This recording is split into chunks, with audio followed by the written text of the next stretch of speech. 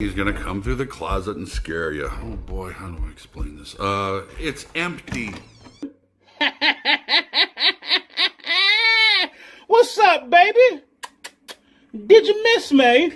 So I returned from my 2-month hiatus to this situation of nauseating information. By now, many of you have likely seen at least a good little meme on this. You know, a real good meme that enhances your morning cup of coffee, or whatever it is you wake up and drink. Maybe it's simply something that you decide to save to your grand collection of memes or just swipe away from and move on to the next useless image that pops up on your phone. However, recent events have shown what a fall from grace can look like in the darkest of fashions. I love the fact I'm getting some of this information from knowyourmeme.com, the trusted news outlet that's endorsed by fact checkers. What makes it even better is it's laid out like some collectible card that people should have in their Pokemon decks. The rare EDP445 Holo 2020 limited edition, soon to be on Logan Paul's channel. And as the saying goes, I had to catch them all. But if you aren't aware of the situation fully, I will give a brief description on what happened. Essentially, a group called Predator Poachers posed as a 13-year-old girl to expose EDP445 or Bryant Moreland. They released a ton of screenshots of the chats that were taking place between Moreland and the 13-year-old girl that he thought he was messaging. Now, there was some grey area stuff going on before the exposed video took place. Basically, in July 2020, allegations were put forward where EDP445 requested a picture of Max Prive's 01 16-year-old girlfriend's breasts. In the conversation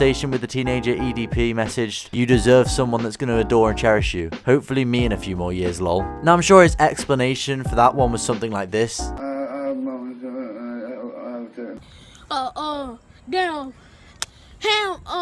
Long story short, I think it's pretty hard to find an explanation to being a paedophile. I can imagine EDP being asked by the judge how does 5 to 10 years sound, and EDP responded sexy. The sad thing about that is I really wouldn't be surprised if that was true. And that's not me just trying to chat shit at this point. It just seems like the sort of thing he would say. I mean, based off of some of the things he was doing in chat, it's really not a surprise. It just isn't. Anyways, there was another set of allegations in October 2020. All I'm saying is there was previous knowledge on EDP before the April of 2021 exposure by Predator Poachers. EDP fully admitted to these allegations on the video that I'm sure you've all seen. So the man of 100 intentions, all of them being wrong, got his YouTube channel removed from the platform, which obviously comes as no surprise. The man isn't exactly committing to guidelines. I mean, when the man was asked a direct question on whether he knew he was messaging a child, he admits it. The man was caught trying to meet a child for reasons I shouldn't and won't go into detail about. The man got Chris Hansen type exposure. Along with this, the main channel that exposed him also been moving mad and doing sketchy stuff and didn't exactly get the evidence sorted, so EDP being let off due to the issues involved for both parties. So even though everyone knows EDP is a bad man, he's a free man. Now, it's real frustrating because if the guy who was doing it, whether he's, you know, the questionable sort himself, and I think it's fair to say that he is, you don't have to do much research into that one. If he'd have just done some better organisation of the notes and the text and the screenshots and everything, then you know somebody who is obviously not very good, not doing anything for society, because at the end of the day, nothing is going to be good enough to outweigh what he's wanting to do with children.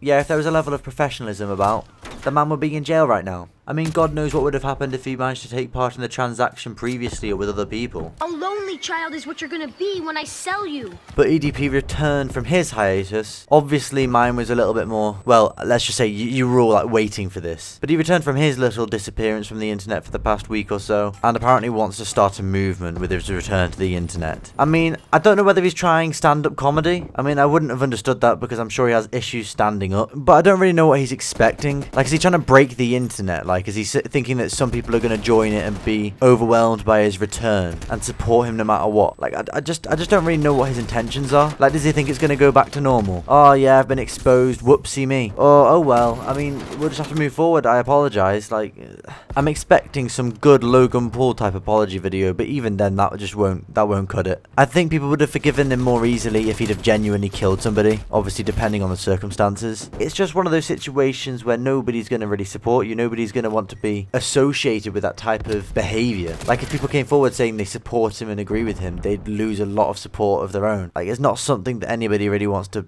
be a part of.